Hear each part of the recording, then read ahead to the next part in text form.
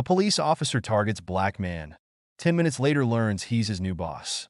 A routine highway stop turns into a tense and heartbreaking clash when Officer Todd Richards pulls over Marcus Jordan, a black man driving an expensive SUV.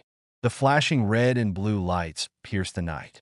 Officer Todd Richards adjusted his belt and stepped out of his patrol car. It was his second hour at the checkpoint on Route 17. The highway was quiet tonight, just a few trucks passing by. Todd hated these shifts. They were boring. But tonight, he was looking for action. Then, in the distance, headlights appeared. A black SUV sped down the road. It was shiny and new, the type of car Todd didn't see often out here. His eyes narrowed as it approached. He saw the driver, a black man. Something about it fell off to Todd. "This guy's up to no good," Todd muttered to himself. The SUV slowed as it neared the checkpoint. Todd raised his hand to signal the driver to stop. The vehicle came to a smooth halt. Todd adjusted his hat and approached the window. The driver rolled it down. "Good evening, officer," the man said politely. Todd ignored the greeting. He leaned down and glanced inside the SUV. The man was alone. His clothes were neat, button-down shirt, clean jacket. He didn't look nervous. That bothered Todd. "License and registration," Todd said firmly. The driver, Marcus Jordan, handed over the documents without hesitation. "Is there a problem, officer?" he asked calmly. Todd flipped through the papers, not really looking at them. "You were speeding," he said. Marcus frowned slightly. "With respect, sir, I don't believe I was. I was under the limit." Todd didn't like being challenged. His jaw tightened. "You were going at least 80. I clocked you." Marcus took a deep breath but stayed calm. "Officer, the speed limit here is 70. I set my cruise control to 65. Todd didn't respond. He stared at Marcus for a moment. Something about this man irritated him. He looked too confident, too sure of himself. Todd needed to knock him down a peg. "Whose car is this?" Todd asked, his voice cold. "It's mine," Marcus replied. His tone remained steady, but Todd could sense a hint of annoyance. "Really?" Todd smirked. "A car like this must cost a lot. What do you do for a living?" Marcus's grip on the steering wheel tightened. "I'm a software engineer. I work for a tech company." Todd chuckled under his breath. He didn't believe it. A software engineer? Huh? Must be nice to drive something like this. "Is there a reason you're asking these questions?" Marcus asked carefully. "I gave you my license and registration. Everything should check out." Todd leaned in closer, his eyes narrowing. "Look, I'm just doing my job. People steal cars like this all the time. I have to make sure everything's legit." Marcus sighed softly. He could feel the tension building. He knew what was happening. He had experienced it before. But he also knew losing his temper wouldn't help. "Officer Richards, you have my information. If you think there's an issue, I'd like you to call your supervisor," Marcus said firmly. Todd's eyes widened in surprise. "You're asking for my supervisor?" "Yes," Marcus replied. "I think this has gone far enough. I'd like Sergeant Dean to come here." Todd's face turned red. He hated when people asked for a supervisor. It made him feel like they didn't respect his authority. But something in Marcus's eyes told him this man wasn't going to back down. "I don't need to call her," Todd snapped. "I can handle this." "I'm sure you can," Marcus said, keeping his voice calm. "But I have a right to request her presence. I think it's best for both of us." Todd hesitated. He wanted to refuse, but he also knew he couldn't. He had a reputation to uphold, and Sergeant Lucy Dean wouldn't be happy if he ignored a direct request from a civilian. "Fine," Todd muttered angrily. He pulled out his radio and pressed the button. "This is Officer Richards at Checkpoint 17. I need Sergeant Dean on site." There was a crackle of static, then a reply. "Copy that, Richards. Sergeant Dean is on her way." Todd put the radio down and glared at Marcus. "Happy now?" Marcus didn't respond. He simply looked straight ahead, his face calm but determined. He wasn't going to let Todd intimidate him. The night grew quieter as they waited. Todd paced back and forth, his frustration growing. He didn't like how this was going. In his mind, Marcus was guilty of something. He just had to figure out what. But Marcus wasn't worried. He knew he had done nothing wrong. All he wanted was for Sergeant Dean to arrive and put an end to this. The sound of an approaching car broke the silence. Headlights appeared again, and a police cruiser pulled up behind Todd's patrol car. Sergeant Lucy Dean stepped out.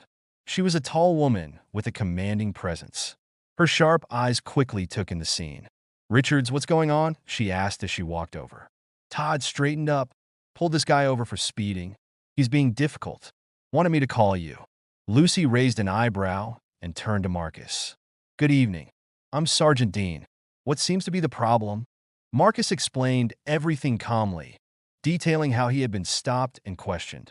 He also mentioned that Todd had accused him of stealing the car.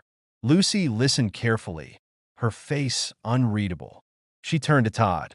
"Richards, did you check his documents?" "Yeah," Todd muttered. "They're fine, but I'm telling you, something's not right here." Lucy sighed. She had seen this type of situation before. "Richards, let's be clear. You can't detain someone just because you feel something's not right. If his papers are in order and there's no evidence of a crime, you need to let him go." Todd clenched his fists, but didn't argue. He knew she was right, even if he didn't like it. Lucy turned back to Marcus. "I apologize for the inconvenience, Mr. Jordan. You're free to go." Marcus nodded. "Thank you, Sergeant."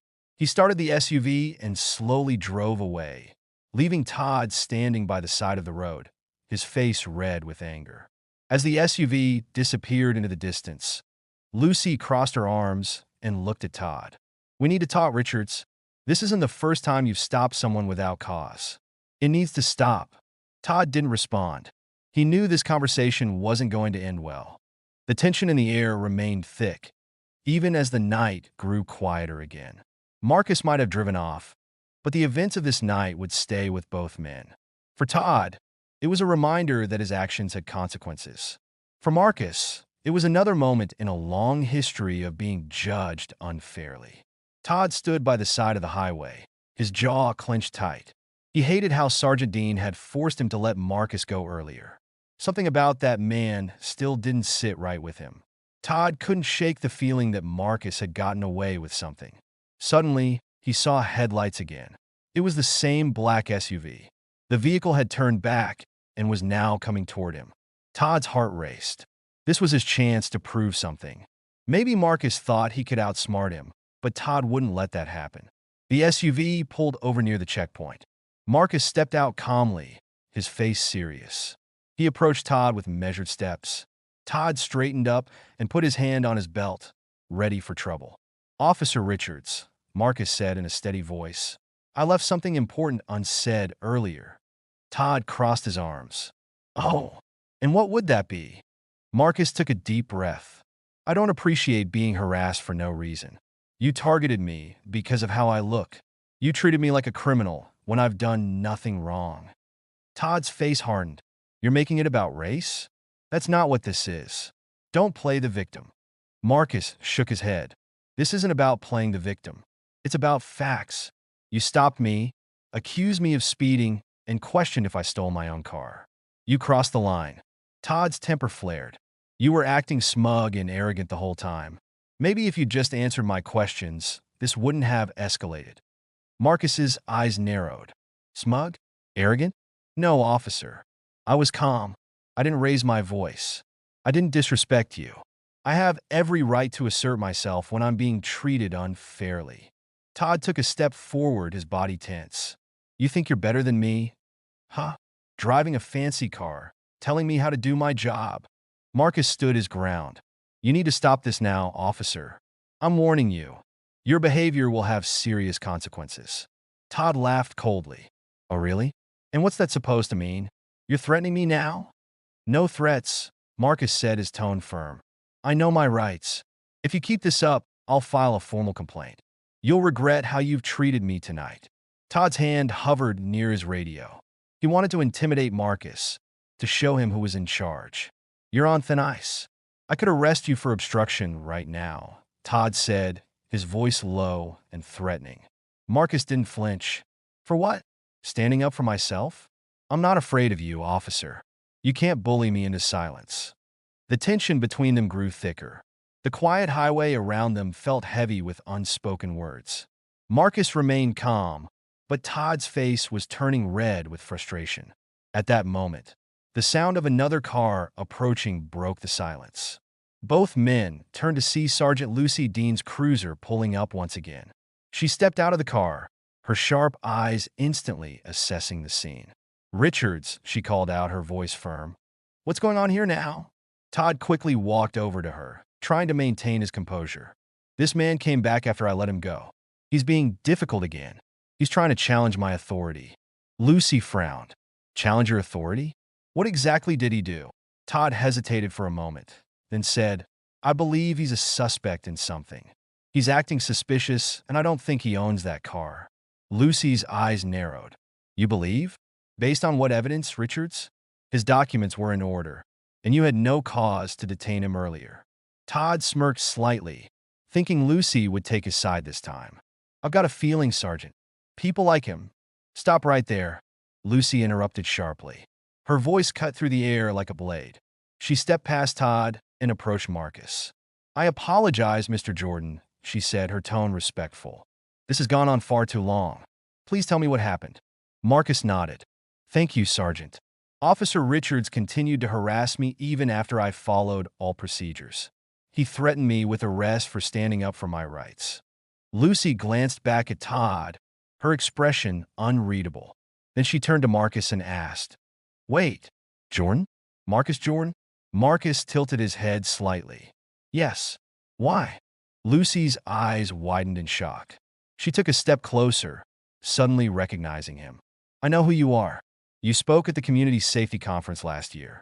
You gave a powerful speech about improving relations between law enforcement and civilians. I remember you now." Todd's smirk disappeared instantly. "You know him?" he asked, his voice filled with disbelief. "Yes, I do," Lucy said firmly. "Mr. Jordan has been working with police departments across the state to improve training and awareness. He's a respected figure, Todd." Todd's face went pale. He opened his mouth to speak, but no words came out. Lucy crossed her arms and fixed Todd with a hard stare. "Richards, you've embarrassed this department tonight. You treated a man who has done nothing but help bridge the gap between officers and the public like a criminal. Do you understand how serious this is?" Todd stammered. "I didn't know who he was. I was just doing my job." "No," Lucy said coldly. "You were letting your biases control your actions. This isn't the first time I've had complaints about your behavior. It ends tonight." Marcus watched the exchange in silence. He felt a mixture of relief and frustration. While Lucy's intervention was appreciated, it didn't erase the pain of being judged unfairly once again. Lucy turned back to Marcus. "Again, I'm truly sorry for what you've endured tonight. I will make sure this is handled properly." Marcus nodded. "Thank you, Sergeant. I hope you will." As Marcus returned to his SUV, Todd stood frozen in place. His mind raced, filled with regret and fear. Lucy's words echoed in his ears. "Get back to your patrol car, Richards," Lucy ordered. "We'll discuss your future with this department in my office tomorrow morning." Todd slowly walked away, his shoulders slumped. The weight of his choices pressed down on him harder than ever before. Todd sat in the station's briefing room the next morning, nervously tapping his fingers on the table. He had barely slept. His mind kept replaying the events from the night before. Now he was waiting to meet with Sergeant Dean. He hoped she would go easy on him, maybe offer him a warning instead of a formal report. The door opened, and Sergeant Dean walked in with a clipboard. She wasn't alone. Marcus Jordan, dressed in a sharp business suit, followed her inside. Todd's stomach twisted. He hadn't expected to see Marcus here. Dean nodded to Todd, but didn't smile. "Officer Richards, we need to talk about last night. I want you to hear this straight from Mr. Jordan. No, I should say Commissioner Jordan." Todd blinked in shock. "See, Commissioner," he stammered, feeling the color drain from his face. Marcus stepped forward, his expression calm but serious. "Yes, Officer Richards. I'm Marcus Jordan, the new commissioner overseeing police community relations. I was appointed last year. I thought you might recognize me, but you didn't. That's part of the problem." Todd's mind raced. He had heard of Marcus Jordan's appointment, but he had never seen him in person until last night.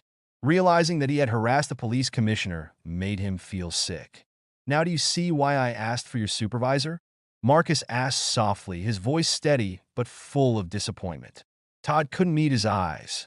His fingers clenched into fists on the table. "Sir, I didn't know who you were, Todd mumbled. Marcus raised an eyebrow. And if I weren't the commissioner? Would that have made your actions acceptable? Would you have treated any other black man the same way?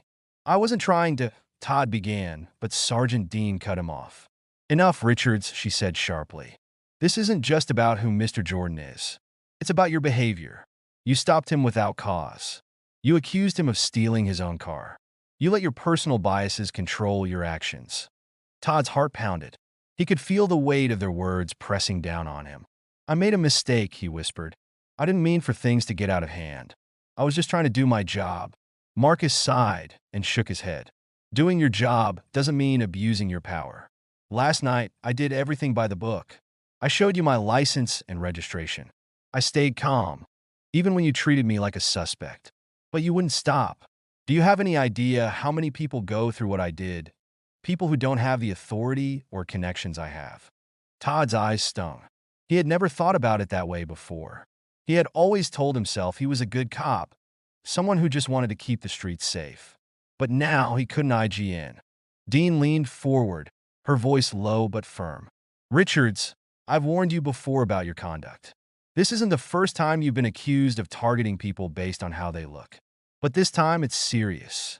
You've disgraced this department. You've damaged trust in our community. Todd swallowed hard. I don't know what to say, he admitted.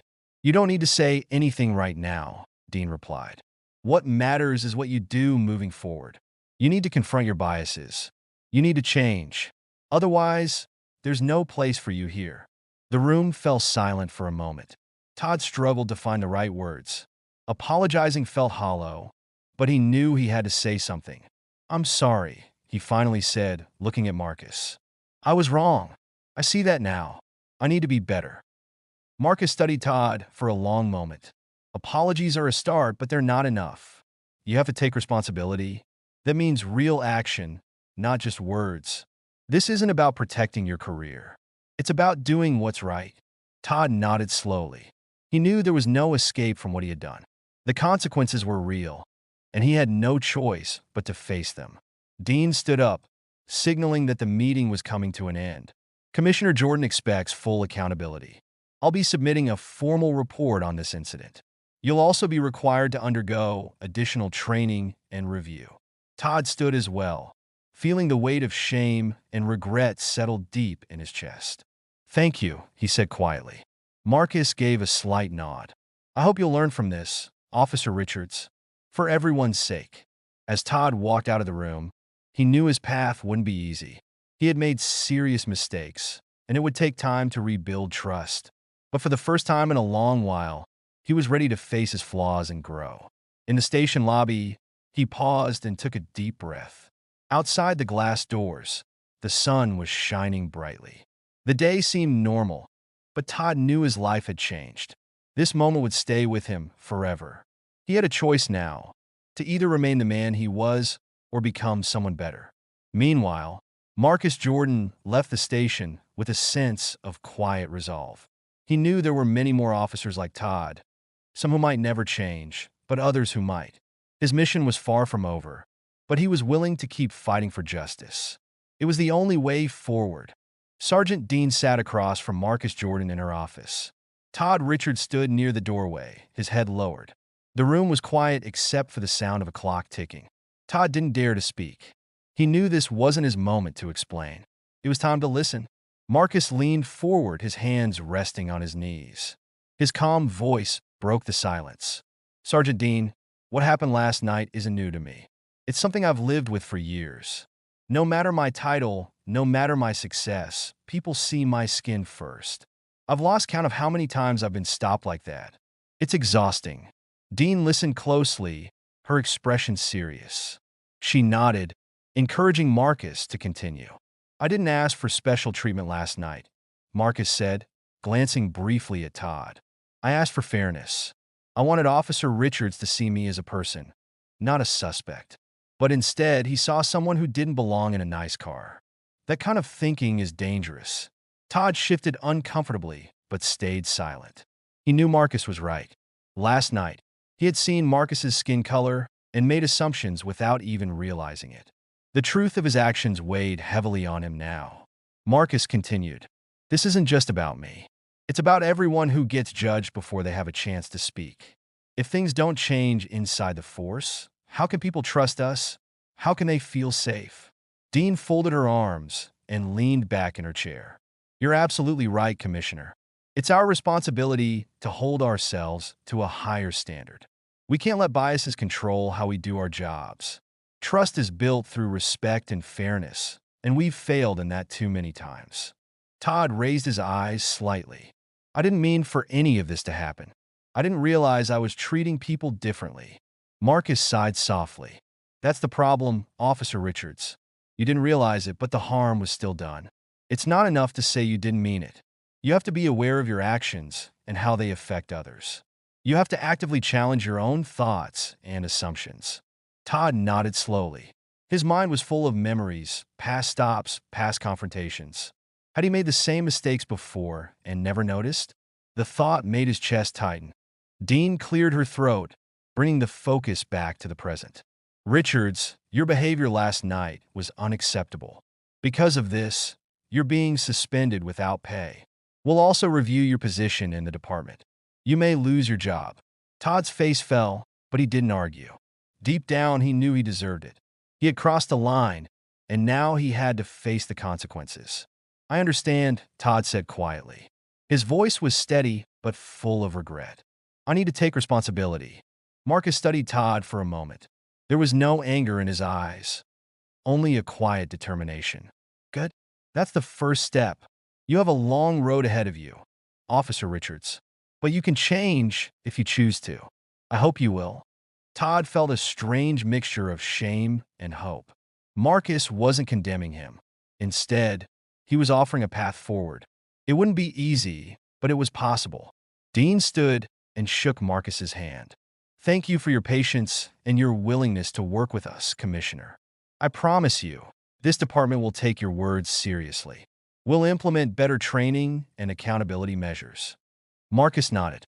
"That's all I ask. This isn't about punishment. It's about making sure no one else has to go through what I did. We all want the same thing, a safer, more just community for everyone." With that, Marcus stood and made his way to the door. He paused briefly and looked at Todd one last time. "I believe people can change. Prove me right, Officer Richards." Todd met his gaze and gave a small, respectful nod. "I will, sir. Thank you." Marcus walked out of the station and into the bright morning sunlight. The world outside felt peaceful, but he knew the fight for justice was far from over. Still, moments like these gave him hope. Change wouldn't happen overnight, but every conversation, every lesson, brought them closer to a better future. Inside the station, Todd remained standing, lost in thought.